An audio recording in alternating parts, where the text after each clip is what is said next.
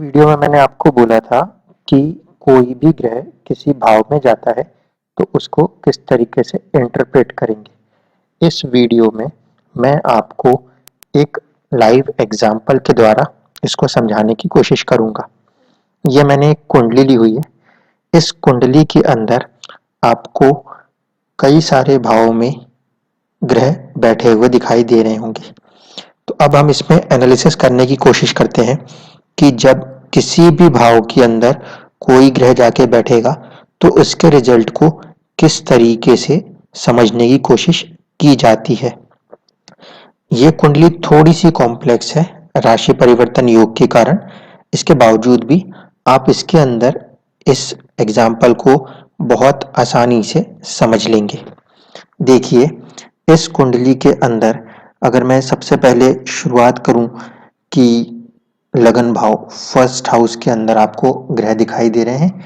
एक है सूर्य, एक है मर्क्यूरी यानी कि बुध, एक है वीनस यानी कि शुक्र। अब सबसे पहले हम लेते हैं सूर्य को, क्योंकि सूर्य जो है वो एक घर का ही मालिक होता है, इसलिए एक ही घर से आया हुआ है। तो सूर्य जो है यहाँ पर वो आपको दिखेगा नाइन्थ हाउस के मालिक होकर आए हुए हैं।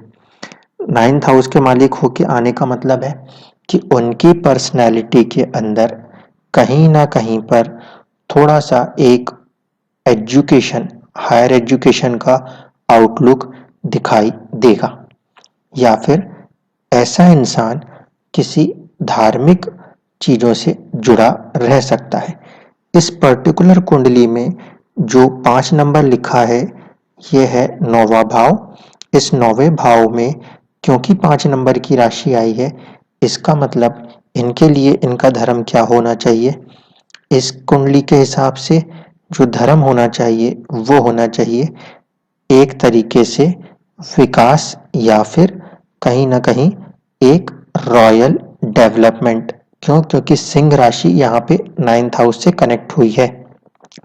तो 9th हाउस का मालिक जो सूर्य है वो फर्स्ट हाउस से कनेक्ट हो रहा है, तो वो क्या देगा, एक तो हायर एजुकेशन देगा और कहीं ना कहीं एक तरीके से रॉयल अपब्रिंगिंग देने की कोशिश करेगा उनके पर्सनैलिटी को।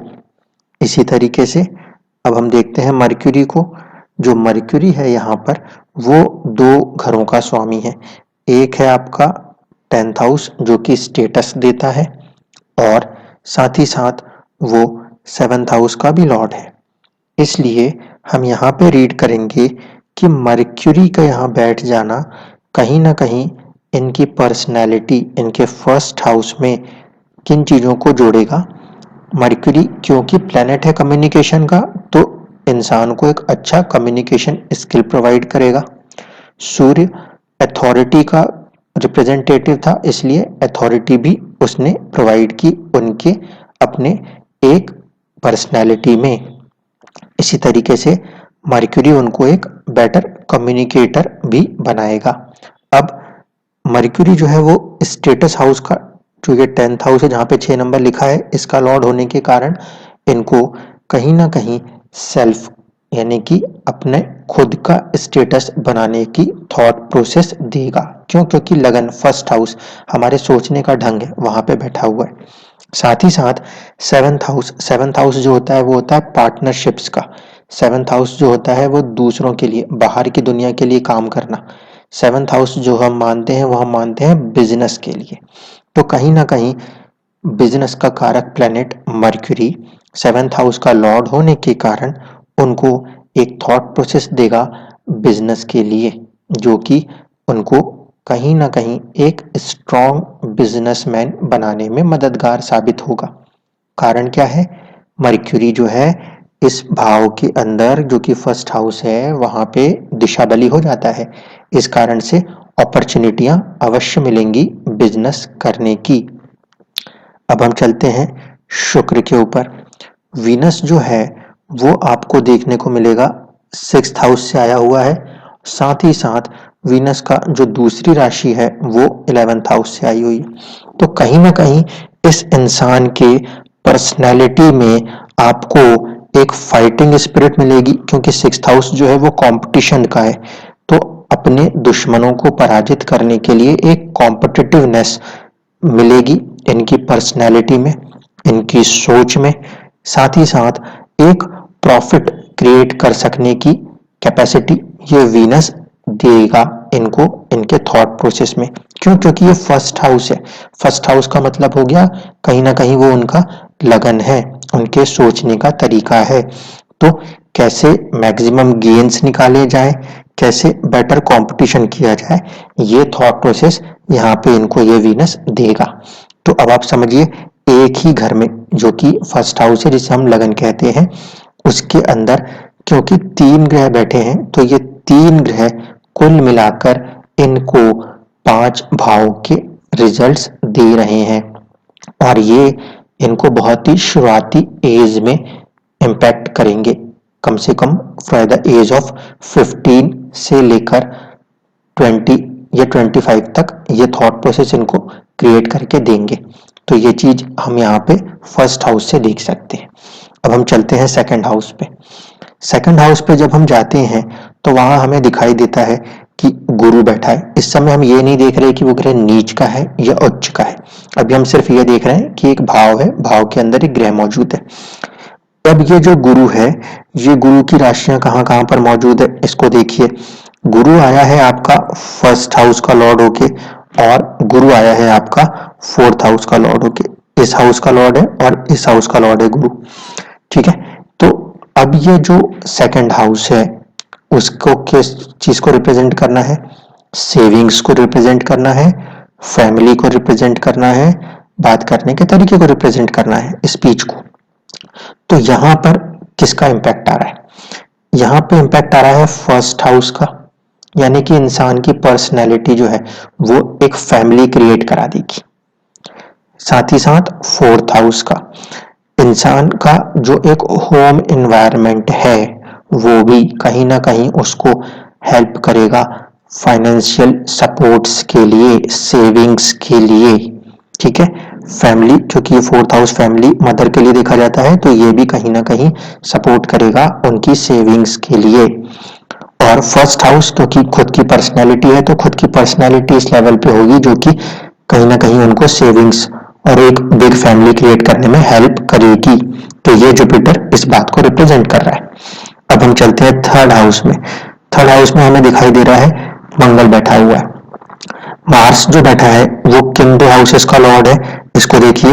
एक तो ये है 5th हाउस का लॉर्ड, दूसरा ये है आपके 12th हाउस का लॉर्ड। तो 5th और 12th हाउस का लॉर्ड होने का मतलब थर्ड हाउस के साथ कनेक्शन है। थर्ड हाउस क्या है? करेज का हाउस है। थर्ड हाउस क्या है? कम्युनिकेशन का हाउस है। थर्ड हाउस क्या है? एक ब्रेवरी का हाउस है। वहां पे मंगल जो कि एक कॉम्पिटिटिव प्लेनेट है, एक ब्रेव प्लेनेट है, वो बैठा है, तो ब्रेवरी देगा ही देगा। साथ ही साथ मंगल क्योंकि 5th हाउस से कनेक्ट हुआ है, इसका मतलब है कि इंसान जब कभी भी अपनी ब्रेवरी दिखाएगा वो अपने माइंड को, 5th हाउस, अपने नॉलेज को, अपने एजुकेशन को, अपने माइंड को, अपने कंसंट्रेशन को बहुत ज्यादा इस्तेमाल करेगा।